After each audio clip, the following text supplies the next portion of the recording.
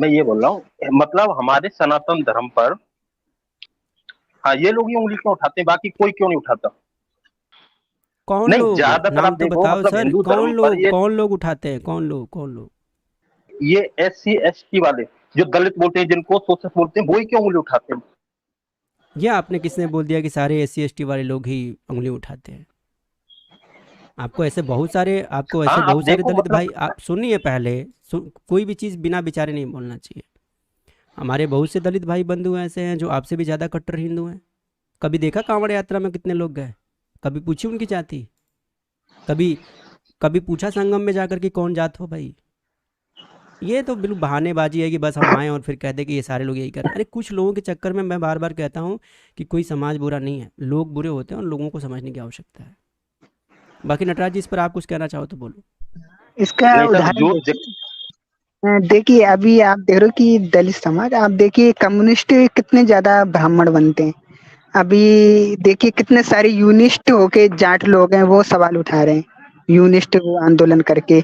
एक बुद्धिस्ट क्षत्रिय करके उसमें कितने सारे राजपूत हैं, है ना, बुद्धिस्ट क्षत्रिय करके आ रहे हैं। तो ऐसे हर एक समाज में कोई ना कोई ऐसे संगठन विशेष हैं जो हिंदू धर्म के खिलाफ है, हर एक समाज में। ओबीसी समाज में भी अभी जर्नी है, वो देख लीजिए। और इधर हमारे एक सराय नहीं, पटेल अगर जी मैं इनसे पूछ लूँ, हमारे। अगर मैं आपसे पूछ लूँ कि सारे बड़े बड़े वामपंथी ब्राह्मण ही क्यों होते हैं, फिर क्या जवाब है? हम्म, सारे बड़े बड़े वामपंथी ब्राह्मण ही क्यों होते हैं? जेएनयू में सारे बड़े वामपंथी ब्राह्मण ही क्यों हैं? वो सारे। जरा बताइए, आप तो SC ST आर एस पे आ शर्मा गए। देखिए, आर एस शर्मा उसने वो उस अकेले जाने कितने SC STों को भड़काया है, आर एस शर्मा है। वो अभी भी यही थ्योरी उस अभी की किताबों में देखिए, जो IAS की तैयारी करते हैं, प्राचीन भारत, भारत का इतिहास, वो उसी की किताबें चलती हैं पूरे उसमें, आर एस और शर्मा और की। और जाति को जन्म से बता करके सारे हिंदुओं में फूट डालने वाले जातिवादी भी, इसमें भी तो बहुत सारे ब्राह्मण ही लोग आते हैं। फिर इनकी बात क्यों नहीं करना चाहते आप? लेकिन सर भाई कुछ ब्राह्मणों अब की आवाज पूरे भारत की आवाज तो नहीं है ना। अभी जो मतलब सही तो तरह से कुछ बोल रहे, जो दलितों की आप आबादी पूरे भारत की दलितों की आबादी तो नहीं है ना सर? आप क्या बात कर हाँ, रहे हो सर? तो इसी प्रकार है, हर एक उसमें मिलेंगे आपको, जाटों में भी मिलेंगे, राजपूतों में भी ऐसे ही संगठन मिलेंगे आपको, ओबीसी में भी ऐसे संगठन मिलेंगे, ब्राह्मणों में भी ऐसे ही मिलेंगे। तो ये हर एक जगह मिलेंगे ये, और ना एक साउथ बात के ये, साउथ साइड। हाँ हाँ हाँ, और एक बात ये बोलते हैं कि मतलब अपना शादी का बोलते हैं कि बहन बेटी का रिश्ता नहीं करते हैं, ये दलित लोग, कुछ लोग बोलते हैं ना। तो हम फिर हमारे यार गांव में सर हम, दलित लोग, ये क्या नहीं, आप क्या अनावश्यक बात कर रहे हो सर? आपको अपनी बात कहने के लिए कोई और शब्द नहीं मिल रहा है क्या? कोई और पॉइंट नहीं मिल रहा है क्या? आप क्या, कुछ लोगों नहीं, के चक्कर अब में ये सारे बताओ। दलित भाइयों को क्यों नहीं, कुछ लोगों के चक्कर में सारे दलित भाइयों को क्यों टारगेट कर रहे हो? ओके ठीक है सर, तो कुछ लोग मतलब ये बहन बेटी की बात बोलते हैं, तो सर मैं ये बोल रहा हूँ, वो मतलब उसी उसी जाति की तरफदारी करके बोलते हैं, मतलब कि हमारी बहन बेटियों से तो हमारे गांव में मतलब सब जातियां, मैंने कभी भी मतलब छोटी जातियों की मैं बात कर रहा हूँ, एक से दूसरी जातियों में उनकी भी शादी नहीं होती। प्रश्न तो आपसे वो करते हैं ना जो खुद ही जातिवादी हैं। भाई हम कह रहे हैं कि जब आपके कॉन्स्टिट्यूशन में इस बात का अधिकार है कि 18 साल की उम्र होने के बाद कौन किससे शादी करेगा, ये उसका स्वैच्छिक, अब मैं किससे विवाह करूंगा, ये कोई पंडित जी या कोई दलित भाई तय करेंगे क्या? नहीं ना। नहीं, वो लोग क्या करते हैं सर, डायरेक्ट मतलब ब्राह्मण उनको राजपूत, अब छोड़ दो अपनी सर। छोटे, पहले आपको पहले इतिहास अपनियों नहीं में नहीं पता कर। है, आपको इतिहास नहीं पता है, इसलिए आप ये बात कर रहे हो। आपके पास बहुत सारे उत्तर हैं इस बात को पूरी करने के लिए कि जब भी जातिगत भेदभाव को तोड़ने का प्रयास किया गया है, उसमें अगर सबसे अग्रणी कोई आया है तो वो ब्राह्मण ही आए हैं। चाहे ब्राह्मणों के परिप्रेक्ष्य में गढ़ी हुई जातिवादी वर्ण व्यवस्था हो, उसका भी खंडन ब्राह्मण ने ही किया, या फिर अंतर्जातीय विवाह की परिकल्पना को साकार रूप देने का कार्य भी ब्राह्मणों ने ही किया सबसे पहले। तो ये कह देना कि नहीं ब्राह्मण जो हैं वो ही ऐसा करते हैं, तो ये बिल्कुल गलत है। जितनी भी समाज में कुरीतियाँ हैं, उन सभी कुरीतियों को सिरे से खारिज करके समाज में क्रांति लाने का कार्य करने वालों में भी बहुत सारे ब्राह्मण अग्रणी भूमिका में आए हैं और रहे हैं, और इसमें अन्य समाज के लोग भी अग्रणी भूमिका में आए और रहे हैं। ब्राह्मण का मतलब ये होता है जो जगे हुए दिमाग का है, वह खुले हुए दिमाग का है। जो संकीर्ण दिमाग का है वो ब्राह्मण नहीं हो सकता। नहीं सर, मैं ये बोल रहा हूँ कि मतलब उन लोगों में खुद में तो वो बोलते नहीं है कि मतलब देखो अभी बुरा मत मानना, मैं जाति का नाम ले रहा हूँ कि कुमार कोई धोबी क्यों लड़की दे दे, या मतलब अपनी जातियों में नहीं बोलते, वो छोटी जातियों में डायरेक्ट उनको ब्राह्मण और राजपूत की लड़की क्यों। हम लोग ठोस बातचीत करना चाहते हैं, हम लोग इसमें हाँ रगड़ा रगड़ी वाला बात नहीं करना चाहते कि वो क्या बोलते हैं क्या बोलते हैं, इससे मेरे को क्या लेना देना है क्या बोलते हैं। भाई दुनिया में बहुत लोग बहुत कुछ बोलते हैं, समाधान की बात करना चाहते हैं तो हम आपको उत्तर दे सकते हैं। अगर यही प्रश्न बहुत मेरे सर सामने कोई और आके मैं पूछे तो मैं, बोलने वाले बहुत कुछ बोलते हैं सर, बोलने दीजिए, लेकिन सही क्या है ये जानने का आप प्रयास करिए कि सही चीज़ क्या है। तो सही आपको पता होना चाहिए, उनको नहीं समझ में आ रहा है तो देर सवेर वो समझ जाएंगे, लेकिन पहले आपको समझना ज़रूरी है। आप पहले इन चीज़ों को समझिए। समझना क्या है, हर जाति में अच्छे बुरे लोग हैं, इसीलिए जाति से कोई व्यक्ति सही है और जाति से कोई व्यक्ति खराब है ये कहना हमें बंद करना पड़ेगा। हर जाति में, हर समाज में विद्वान और नादान लोग पैदा होते हैं। तो किसी जाति को देख करके किसी को बोल देना कि तुम्हारी जाति एकदम नादान है ये भी गलत है, और कोई तुम्हारी जाति बहुत बड़ी बुद्धिमान है ये भी गलत है। हमें व्यक्ति विशेष के गुण अवगुण को देख करके उसका अनुसरण करने की आवश्यकता है। जाति देख के अनुसरण करेंगे गड्ढे में गिर जाएंगे, कोई बचाने वाला नहीं आएगा। और अपने अंदर थोड़ा सा भी अगर किसी तरह का जातिगत अभिमान है तो भैया अपनी जाति का गठरी बनाइए और उसको तेल में डुबा के रख दीजिए, अचार बना लीजिए, हफ्ते हफ्ते में खाया करिएगा, वो ठीक है। कि उल्टा आपको ही बोलने लगेंगे आपने हमारे साथ ये किया इसलिए हम पीछे रह गए हैं, ये किया है वो किया है, इसलिए हम बहुत पीछे रह गए हैं। तो किया है या नहीं किया वो ये बताओ, अपने वो जो मतलब आरोप आपके ऊपर लगा रहे हैं वो किया है आपने? कैसे किया है बताओ। तो मैं वही तो पूछ रहा हूँ, जब किया नहीं तो एक्सेप्ट कैसे कर लेते हो कि मैंने ये किया? उसको उत्तर दो कि भाई मैंने ऐसा नहीं किया है, उसके प्रमाण आज खोजो एक बात उसको। बताओ, नहीं आज उसको निरुत्तरित आज एक करने आप का, बात। सुनो सर हाँ सुनो, हाँ। हम्म अगर मैं आपको बोलूं कि प्रदीप भाई चोर हैं तो क्या प्रदीप भाई, अब हम्म। मैं कह रहा हूँ प्रदीप भाई चोर हैं तो प्रदीप भाई मान लेंगे? वो या मतलब वो अपने अपने, बाप दादा, हाँ वो अपने बाप दादाओं की गलतियों को जो उनके लिए कुछ नहीं कर पाए, उनकी गलतियों को वो हमारे ऊपर थोप दें कि तुम्हारी वजह से हम मतलब फिर आप इस फिर आप स्थिति में रह गए। फिर आप बेवकूफ़ी वाली बात कर रहे हैं, फिर बाप दादाओं पे आ गए आप। उनके बाप दादा ही ऐसे थे जिन्होंने आपको संरक्षित और संवर्धित किया है सर, वरना ये कन्वर्जन बहुत पहले भी हो चुका होता। और आप घास छील रहे होते बैठ के यहाँ पर, ज़्यादा बात मत करिए अनावश्यक। कन्वर्जन रोक नहीं पा रहे हैं, अपने जातिगत अभिमान में बैठे हुए हैं और बात कर रहे हैं कि उनके बाप दादा कुछ नहीं कर पाए। वो आज तक हिंदू बने रहे, यही बहुत बड़ी बात है। बड़ी बड़ी बर्बरता उन्होंने सही है सर, इस्लामिक आक्रमण सहा, अंग्रेजों का आक्रमण सहा, यहाँ के लोगों का खुद का शोषण सहा, बड़ी बड़ी जामीरी और जागीरदारी में भी अपने आप को बचा के रखा। आप उनको बोल रहे हो सर? आप लोग तो भाड़े पर कन्वर्ट हो जाते थे सर, क्या बात कर रहे हो सर? ये प्रदीप शर्मा जी, आप सबको एक कलर से क्यों पेंट कर रहे हैं? थोड़ा सा बर्दाश्त कीजिएगा मेरी आवाज़ को, थोड़ा अनु मलिक जैसी है। आप सबको एक कलर से क्यों पेंट कर रहे हैं बताइए? अभी एक आया था, उसने कहा कि मैं राजपूत हूँ, ये हूँ वो हूँ, और एक्स हिंदू करके आया था, तो उस पर आप क्या बोलेंगे?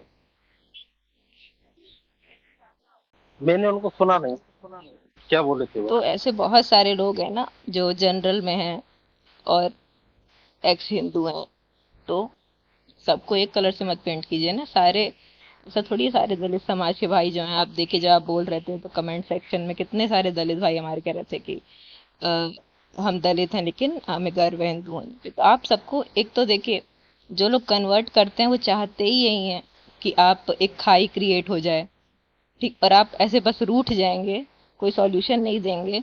आप तो उनको बल दे रहे हैं ना, वो लोग तो चाहते ही यही हैं। पहले वो लोग दलित को अलग किए, फिर ओबीसी को अलग किए, फिर वो लोग क्षत्रियों को भी अलग करते हैं, फिर महिलाओं को भी अलग करते हैं।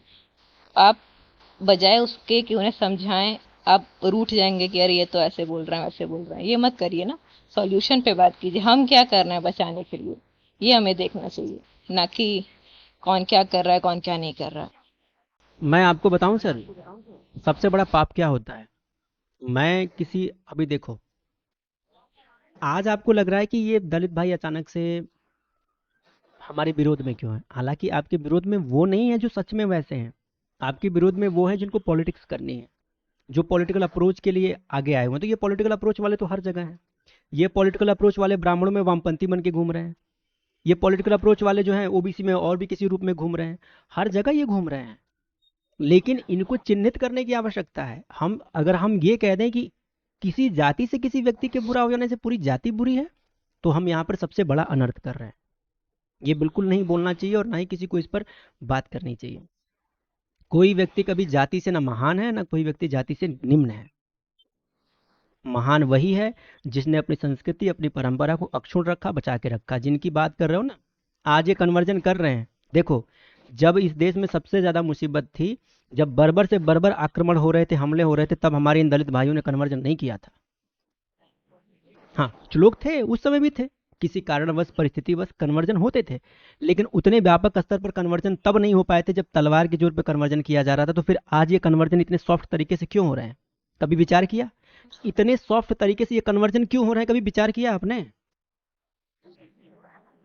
ये इतने सॉफ्ट तरीके से कन्वर्जन इसलिए हो रहे हैं कि जब सारी परिस्थितियां हमारे हाथ में हैं, जब हम स्वतंत्र हैं और स्वतंत्र रूप से एक भाई को एक भाई के साथ गले लगा सकते हैं, तो उसके बावजूद भी हमारे देश में कुछ लिबरांडू, मुंह से निकल रहा है नहीं बोलूंगा, कुछ घटिया लोग जो हैं, बड़े बड़े पदस्थ और उच्च स्थानों पर बैठ के आज भी जातिवाद का बीजारोपण करते हैं।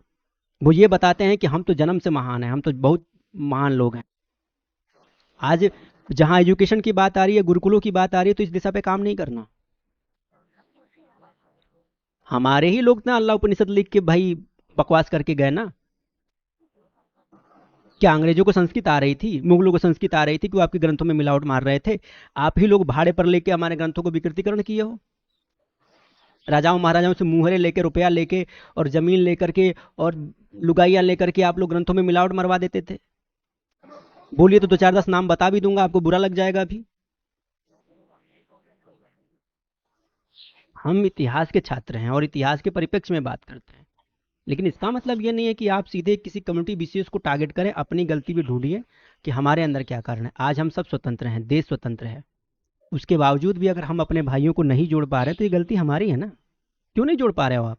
लेकिन ये बात सच है, कुछ लोग ढीठ होते ही हैं। अब जैसे बुद्धिज्म वाले हैं, तो उनको आप समझा नहीं सकते, तो उनको छोड़िए।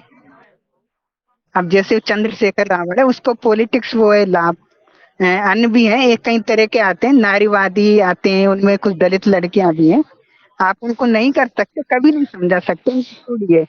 जो हमारे साथ हैं उनको जोड़ के रखिए और उनके चक्कर में बाकी को मत कीजिए, क्योंकि वो पता है उनका नारीवाद से उनका वो चल रहा है, किसी का वामपंथ से पेट भर रहा है, किसी का दलित आंदोलनों से पेट भर रहा है, तो वो काम तो वो करता रहेगा। वो अब एक बोरी चावल में कन्वर्ट जो हो जाते हैं, तो उनको आप नहीं ला सकते वापस, नहीं, अगर इनको ये मालूम है नटराज जी कि 1 है ना। किलो पर तो जो कन्वर्जन है होना उनको चाहिए, 2 छोड़िए। किलो चावल और लेके जो क्यों नहीं जा रहे साथ भाई? नटराज जी, मैं ये पूछ रहा हूँ कि अगर किसी स्थान विशेष में, किसी परिप्रेक्ष्य में, किसी जगह पर अगर 1 किलो चावल पर कन्वर्जन हो रहा है और ये मानते हैं, तो ये 10 किलो लेके चावल क्यों नहीं जा रहे हैं? नहीं, इनके पास शर्म नहीं आती इनको? चावल नहीं है ना। वहाँ तो फंडिंग है बड़ी बड़ी, यहाँ कहाँ फंडिंग है। यहाँ अभी मंदिर में कोई 10 रुपया देगा, उसमें 10 प्रवचन और सुना देगा कि भाई मंदिर में भगवान को पैसे की जरूरत नहीं है, भगवान क्या करेगा पैसे का, और मंदिर का पूरा कंट्रोल सरकार के हाथ में है। तो ये कोई कुछ कर नहीं सकता, जो जा रहा है उसको जाने दीजिए। जितने लोग हैं उनको अच्छे से प्रेम से रहिए, कोशिश कीजिए कि जो लोग हमसे जुड़े हैं किसी भी जाति के, वो जुड़े रहें। और मुझे तो कभी कोई चिंता ही नहीं होती कितने लोग हिंदुओं से अलग हो गए, इतने लोग हिंदुओं में आ गए। एक समाज है, यहूदी समाज है ना, वो कभी किसी को अपने धर्म में नहीं लाता। हाँ, लेकिन उसके जितने लोग हैं उनके लिए वो जान तक दे देते हैं, जितने उतने। आप इजराइल का उदाहरण दे दीजिए, आज उनकी देखिए वैज्ञानिक उन्नति देखिए, सामाजिक उन्नति देखिए, सब में हमसे बहुत आगे। उनका खुफिया तंत्र देखिए, मोसाद करके, और अगल बगल वो देखिए इस्लामिक कंट्रियों से जुड़ा घिरा हुआ है, सबकी बैंड बजा देता है, वो किसी को अपने में नहीं लाता। लेकिन वो जितने लोग हैं ना, उतने ही वो मिलजुल के रहते हैं एक दूसरे के लिए। अगर आप वहां जाके एक यहूदी को मारेंगे, तो चाहे 50 साल लग जाए, 100 साल लग जाए, पाताल में घुस जाओ, वो आपको मार के ही रहेंगे। तो ऐसी चीज होनी चाहिए, कभी इसकी चिंता नहीं करना चाहिए, इतना वो बन गए, इतने चले गए। हाँ, जितने हमारे लोग हैं, हम आपस में एक अच्छी बाउंडेशन के साथ रहें, एक अच्छी प्रेम भाव से रहें। जो पहले हो चुका है उसे भुला दें, ये सबसे महत्वपूर्ण है। और हम जितने लोग हैं उतने ही रहेंगे। और आप ये देखिए, अगर 50 लोग यहाँ कन्वर्ट होते हैं कहीं से भी, तो 30 लोग कहीं दूसरी जगह से हिंदू भी बन रहे हैं। तो ऐसी कोई बड़ी समस्या नहीं है ये कन्वर्जन। और जब हम हिंदू तो पूरे सर बनी। पूरे कम्युनिटी को एक कलर में पेंट कर देते हैं ना, तो होता ये है कि मान लीजिए एक साधारण व्यक्ति है जो एससी समाज का है, तो वो उधर बुद्धिस्ट बोलेंगे उसको, देखो तुम्हारे पे ये अत्याचार हुआ, तुमको छोटा समझते हैं, ये समझते हैं, वो समझते हैं, ठीक। मान लीजिए वो इधर आपसे इधर देखने आए एक बार कि सच में ऐसा होता है क्या, आपके जैसे लोग मिल जाएंगे, बोलेंगे इनके बाप दादाओं ने ये किया वो किया, समझ रहे हैं, तो आप उस पे एक तरह से नहीं होता स्टैंप लगा देते हैं, हाँ सही है। नहीं, एक तो चीज ये ध्यान रखिएगा, आपने ये जो वर्ड बोला था ना कि उनके बाप दादाओं ने कुछ नहीं किया, भाई ये बहुत बाप गलत दादाओं ने बात है। जो किया है ना, वो ये किसी के बाप वो दादाओं ने गलत नहीं किया। है। अभी आपने वो पुरानी किसी के बाप शिलालेख दादा में ने नहीं देखो, किया, एक बात याद रखना। शिलालेख में जो लिपिकार होता है ना, देखो शिलालेख लिखवाने वाला ब्राह्मण होता था, उसको उकेरने वाला वो दलित होता था या शिल्पी होता था, शिल्पी समाज से, है ना। मंदिर बनवाने वाला ब्राह्मण या राजा होता था, लेकिन मंदिर की कारीगरी करने वाला यही दलित समाज से होता था, है ना। घड़े बनाने वाला दलित समाज से होता था, है ना। कपड़े बनाने वाला दलित समाज से होता था। आज हमने उन लोगों को इतना बायकॉट कर दिया और मुस्लिमों को बढ़ावा दे दिया कि उनके सारे जितने बिजनेस हैं वो सब मुस्लिम ने पकड़ लिए और ये लोग पिछड़ गए। तो ये ऐसा नहीं है मेहनती नहीं थे, ये तो मेहनती थे शुरू से। कुम्हार देख लीजिए, चर्मकार देख लीजिए, है ना, शिल्पी देख लीजिए, तो यही समाज था सारा। अब तो क्या जो कुछ वामपंथ भड़का दिया है इन्हें, ये काम छोटा होता है, ये करना वो करना, तो ये बहुत सारी जड़ तो वामपंथ है। ये शायद चलिए प्रदीप भाई, माफी मांग के खत्म कीजिए अब। प्रदीप भाई, ये जो वर्ड आपने बोला है ना, देखिए अब तक मैं आपको, मुझे गुस्सा तब तक नहीं आ रहा था जब तक आप अपनी शिकायत कर रहे थे, लेकिन ये इतना गलत है कि हमने ये कह दिया कि उनके बाप दादाओं ने कुछ नहीं किया तो उसका दोष वो हमारे मैं ऊपर सर देते हैं। ये बात इसलिए बोला था, मतलब ये मैं उस हिसाब से बोला था, मतलब पीछे रहने के मतलब से, मतलब पैसों के हिसाब से या घर मकान के नहीं हिसाब नहीं से, या नहीं, पीछे पैसे के नहीं, स्थिति स्थिति उनकी, पैसे के हिसाब से तो आपके मैं कम्युनिटी स्थिति में भी, बता रहा था सुनिए, उनकी कि नहीं नहीं नहीं नहीं नहीं, नहीं स्थिति सुनिए, उनकी आज। हाँ वो हाँ। पैसे की वजह से नहीं आपको छोड़ रहे हैं सर। अगर आपको ये लगता है कि कन्वर्जन का मूल उद्देश्य पैसा है और पैसे के लिए लोग कन्वर्ट हो रहे हैं सर, तो मैं आपको बताऊं मुझको सर, नहीं, पैसे मुझको लोग, ये लगता मेरी है बात सर, सुन लीजिए, कन्वर्जन का पूरा हालत समझो, क्यों कन्वर्ट हो रहे हैं लोग। मुझको कन्वर्जन का ऐसा सबसे, लगता है कि उनको वो पीछे रह गए, तो उनको लगता है कि हम लोगों की वजह से वो पीछे हैं, ये कन्वर्सन का वो है उनको उनको। ये लगता नहीं है सर, उनको ये बताया जाता है, और उनको ये बताने वाले ब्राह्मण वामपंथी हैं। कनेक्शन क्यों नहीं समझ में आ रहा आपको। एक बात बताइए कि जितने लिटरेचर्स आज आपके सोसाइटी में रन कर रहे हैं, क्या वो किसी दलित ने लिखे हैं। जेएनयू में बैठे बड़े बड़े बड़े वामपंथी जिस चीज़ को गढ़ते हैं वही समाज में वही इनके बीच में प्रेषित किया जाता है। मैं इसीलिए कह रहा था, मैं 10 ऐसे गद्दारों के नाम आपको बताऊंगा कि आपकी जड़ें हिल जाएंगी, और फिर आपको यही चीज़ लोग पूछेंगे कि आपके बाप दादा क्या कर रहे हैं, फिर आप क्या करेंगे। अरुंधति रॉय सबसे बड़ी, वो कौन सी दलित है। आर एस शर्मा देखिए, आर एस शर्मा, वो यही अभी तक पढ़ाया जाता है सारा, वो उसका प्रोपेगेंडा ही यही है आर एस शर्मा का। तो और हमारे बीच, तो हमारे आपके बीच में देखिए, हमारे आपके बीच में खाई खोदने वाला ये बुद्धिजीवी वर्ग ही है, जो बुद्धि और बुद्धि की सत्ता पर स्थापित था। उसी ने दलाली खाई, उसी ने दलाली की, वही बिका, और वही बिकने के बाद से हमारे समाज के विकृतीकरण में काम आया। आपको बताऊं, डॉक्टर अंबेडकर को बुद्ध की एक किताब प्रदान की थी एक ब्राह्मण ने, तब से वो ब्राह्मण बुद्धिज्म को जाए ना उसकी तरफ आए, नहीं तो हो सकता था वो आर्य समाज की तरफ जाते या सिखिज्म की तरफ जाते। तो ये चीज ध्यान रखिए। और दूसरी चीज पता है ये गरीब कैसे हुए, इसका कारण है अंग्रेज। आप वो क्या नाम है, पहले क्या था, ये एक कलचुरी वंश के दौरान एक मोची था जिसे हम चर्मकार कहते हैं, उसने अपने धन से मंदिर बनवाया था। ये स्थिति थी सब लोगों की, वो मंदिर बनवाते थे और खूब पैसा होता था उनके पास, प्रांगण सहित मंदिर बनवाते थे। बाद में क्या हुआ, अंग्रेजों ने तरह तरह के टैक्स लगाए, दूसरा विश्व युद्ध हुआ, उसका पूरा जो सब चीजें थी, खर्चा था, हर जाना था सैनिकों का, हर चीज का, वो यहाँ के कुटीर उद्योगों से लिया। उनके जो लोग, अब ये लोग कुटीर उद्योग करते थे, इन उद्योगों को बंद करा दिया, है ना, उसकी जगह अपने उद्योग चला दिए। पहले चूने का प्रयोग करके मकान बनते थे, वो गांव-गांव में होते थे। उसको बंद करा के सीमेंट की फैक्ट्री खोल दी। तो अब वो गरीब तो होने ही है ना? इंडस्ट्रियलाइजेशन हाँ, चमड़े इंडस्ट्रियलाइजेशन का उद्योग चलता था, उनका चमड़े का बंद करके अपना लेदर का खोल दिया। तो अब जो इनकी इंडस्ट्री थी वो डाउन गई और अंग्रेजों की चल गई, तो इसलिए ये आज गरीब हैं। वो इसका बुक का कारण ये नाम नहीं है कि मेहनती नहीं थे। हमको हमको कहते हैं कि बागवानी करना, खेती करना ब्राह्मणों ने हमारे जिम्मे डाल दिया। ठीक है, ठीक है, अच्छा हम आज से खेती और बागवानी नहीं करेंगे। हमने छोड़ दिया, उसको मुस्लिम अडॉप्ट कर लिया। अब सारे फल पे मुसलमानों का कब्जा। आप मार्केट में फल की दुकानों पर चले जाइए, 80% मुसलमान फल विक्रेता आपको मिलेंगे।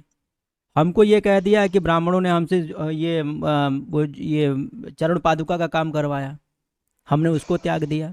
अब जाकर देख लीजिए बड़ी बड़ी इंडस्ट्रीज में ये मुसलमानों का कब्जा है।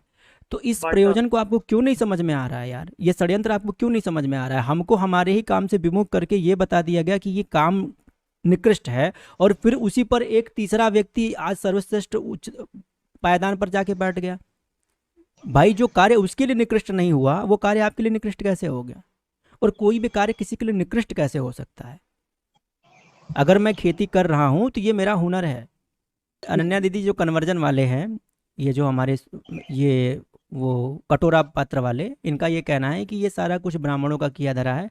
ब्राह्मणों ने यादवों को दूध बेचने वाला बना दिया, उनसे गैया चरवाते थे, लेकिन ये नहीं बताते अरे हैं कि भाई ब्राह्मण, मेरे यहाँ भी मेरी बात तो खेती सुन होता लीजिए, है यार, सुनिए कैसे ना, लोगे? ये नहीं बताते हैं कि ब्राह्मण गैया, वो गैया ब्राह्मण की थी या ब्राह्मण यादव, गैया यादव जी की थी, नहीं बताएंगे। बस ये कहेंगे ब्राह्मण ने तुमको पशुपालक बना दिया, हमको बोलेंगे तुम लोगों को तो किसान बना दिया, खेती करने वाला बना दिया, और खुद जो है अपने मस्ती में रहता था। अरे भाई, ब्राह्मण अगर ये हमको बना दिया तो सवाल यह है कि ब्राह्मण ने तो खुद अपने हिस्से में भिक्षाटन रखा। हमको तो कम से कम उस समय की जैसी परिस्थिति थी उसके हिसाब से हमें उद्यमी तो बनाया, हमें पुरुषार्थी तो बनाया। अगर मैं कृषक हूँ, मैं खेती करता हूँ, तो ये मेरा पुरुषार्थ है। मैं जो कुछ भी खा रहा हूँ तो कमा के खा रहा हूँ। कम से कम हमारे हाथ में तो कटोरा नहीं आया ना। तो किसी मैं तो का इस पेट व्यवस्था को सबसे उत्तम मानता हूँ, मुझे कोई इसमें कहने में कोई संकोच नहीं है। हाँ, विश्वास उनका जी काम था ज्ञानार्जन करना। एक मिनट सर प्लीज, उनका काम था ज्ञानार्जन करना। तो जो ज्ञान पिपासु होते हैं उनको इस तरह के संसाधनों से विमुक्ति चाहिए। तो जो ज्ञान पिपासा के परिप्रेक्ष्य में कार्य कर रहा है तो वो तो ज्ञानार्जन के लिए वो अपने ज्ञान और अध्ययन में लगा रहेगा। उसको जितनी भूख है उतना लेगा और खाएगा। इसका महत्व बस इतना है। लेकिन अगर कोई ये कह रहा है कि ये सारी व्यवस्था ब्राह्मण ने बना दी, तो ब्राह्मण ने अगर ये व्यवस्था बनाई तो इस व्यवस्था में हम तो उद्यमी रहे ना। हम ब्राह्मणों की इस व्यवस्था में उद्यमी हैं, हम कर्मठी, हम पुरुषार्थी हैं।